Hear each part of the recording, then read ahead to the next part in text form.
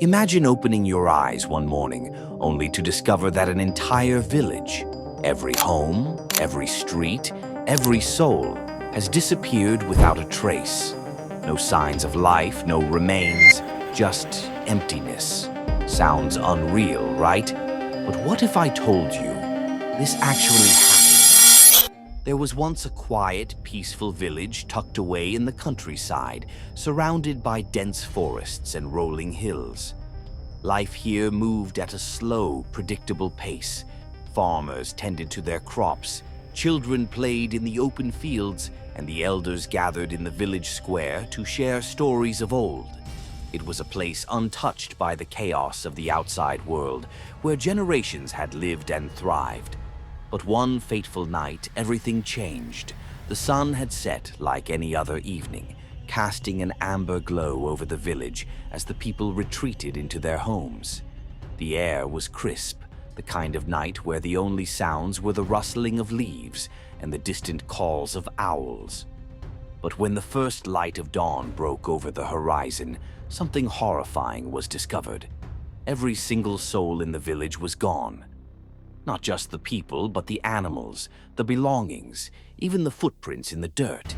It was as if they had never existed. The first to stumble upon the chilling scene was a traveling merchant who had visited the village countless times before. As he approached, expecting to hear the usual morning bustle, he was met with an eerie silence. No smoke rose from the chimneys, no voices echoed from the marketplace. Only an empty, lifeless village stood before him. His footsteps echoed unnaturally as he walked through the deserted streets.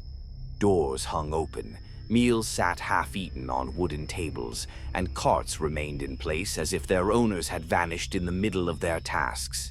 A deep sense of unease settled over him. What could have possibly caused an entire population to disappear without a trace? Word spread fast, and soon people from neighboring towns arrived to witness the chilling mystery themselves.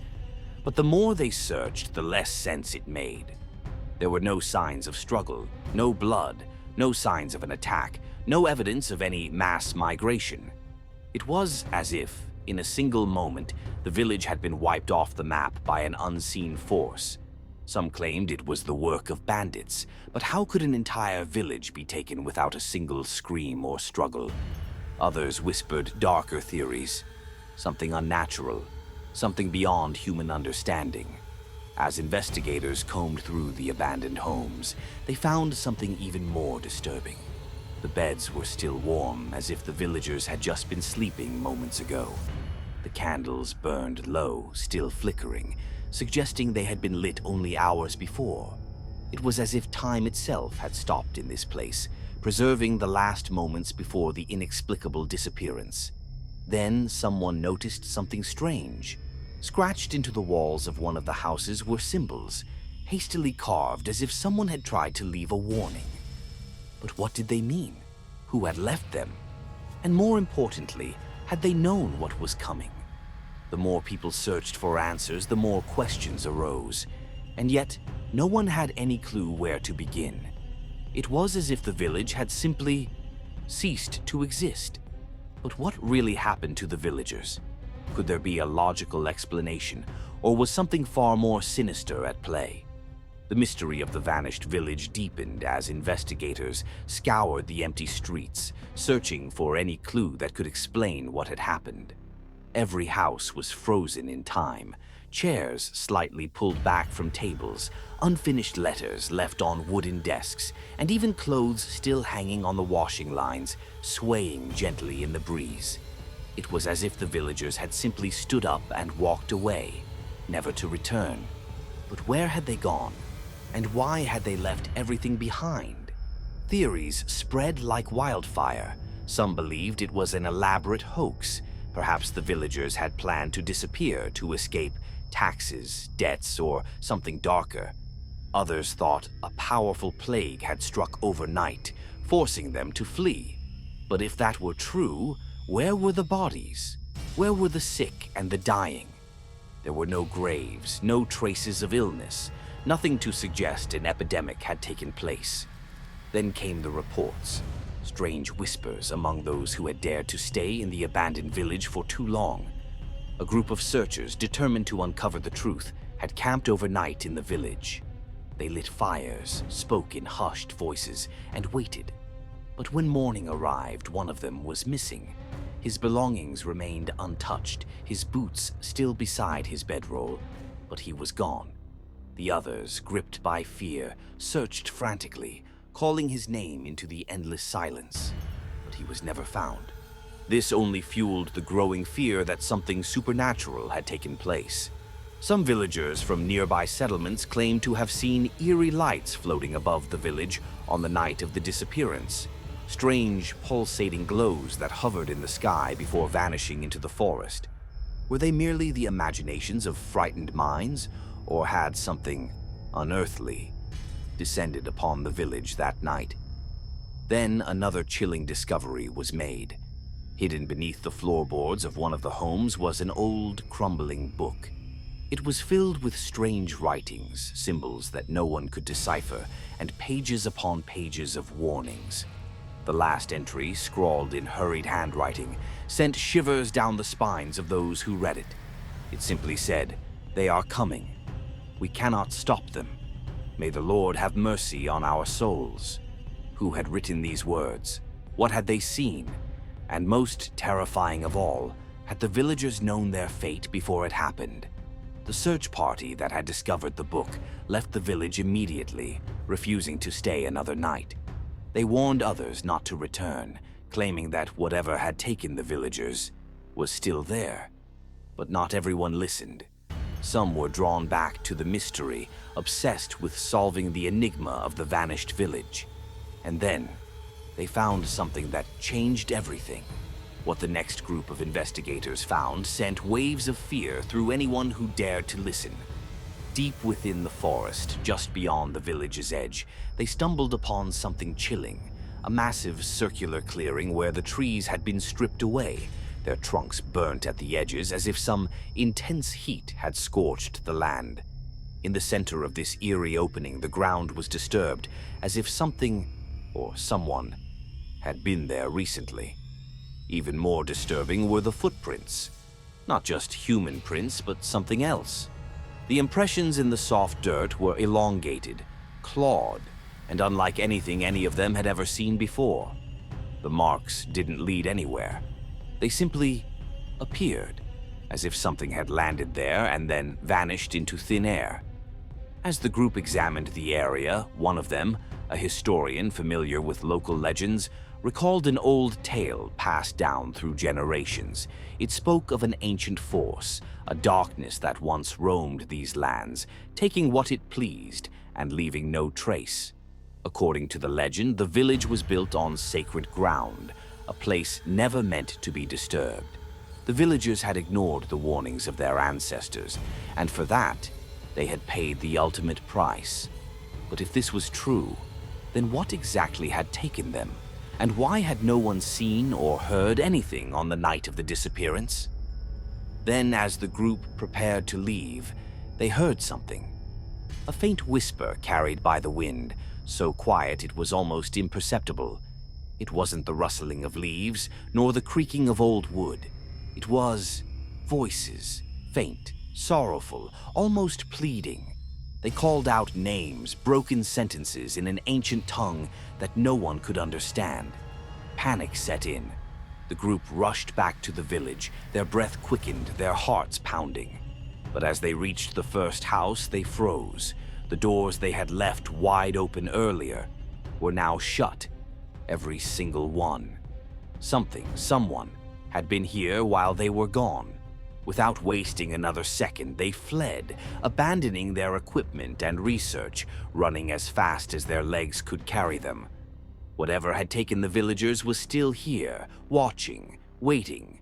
And then, just as they crossed the village's boundary, the historian, lagging slightly behind, turned for one last glance.